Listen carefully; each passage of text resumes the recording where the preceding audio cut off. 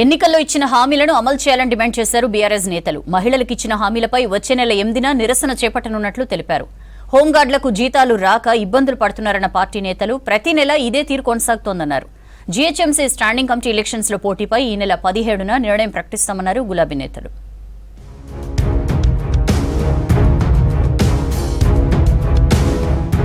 రాష్ట్ర వ్యాప్తంగా 16,000కు పైగా హోంగార్డులకు 12 రోజులు గడుస్తున్నా జీతాలు చెల్లించకపోవడం దారుణమన్నారు మాజీ మంత్రి బీఆర్ఎస్ ఎమ్మెల్యే హరీష్ రావు. చిన్న జీతాలపైనే ఆధారపడ్డ హోంగార్డులు చేతిలో చిల్లి గవ్వలేక ఇబ్బందులు ఎదుర్కొంటున్నట్టు చెప్పారు.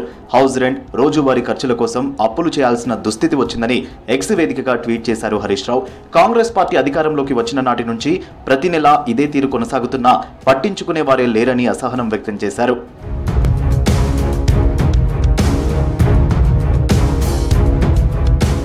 ఎన్నికల్లో మహిళలకు కాంగ్రెస్ పార్టీ ఇచ్చిన హామీలను అమలు చేయాలని డిమాండ్ చేశారు బీఆర్ఎస్ ఎమ్మెల్సీ కవిత.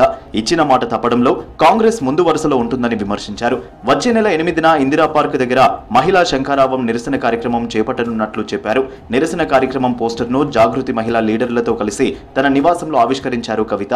రేవంత్ రెడ్డి గారి ముఖం చూసి కాదు, సోనియా గాంధీ గారి ముఖం చూసి, రాహుల్ గాంధీ గారి ముఖం చూసి, ప్రియాంక గాంధీ గారి ముఖం చూసి కొంత ఆడబిడ్డలు ఈయన 2500 ఇస్తా అంటుండు అందరికీ ఆడపిల్లలకు అని చెప్పి సరే అవకాశం ఇద్దామని ప్రజలు అవకాశం ఇచ్చారు. కానీ ఇలా పరిస్థితి ఏమైంది? 2500 రూపాయలు ఎవరికి వస్తలేవు. అంటే ఎంత బాకీ పడ్డాడు రేవంత్ రెడ్డి గారు? మనకు 35,000 పైసలకు బాకీ పడ్డాడు. అంతేనా? ఒక్కొక్క ఆడబిడ్డకు ఇవాళ డిమాండ్ చేస్తా ఉన్నాం.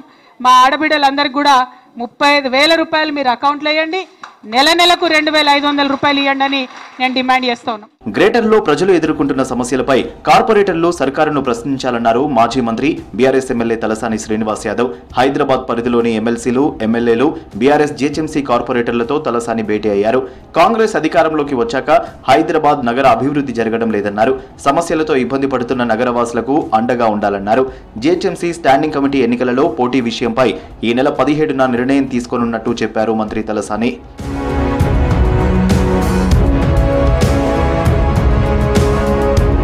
14 నెలల కాంగ్రెస్ పాలనలో విద్యాశాఖపై రివ్యూ చేయలేదన్నారు బీఆర్ఎస్వి స్టేట్ చీఫ్ గెల్లు శ్రీనివాస్ యాదవ్.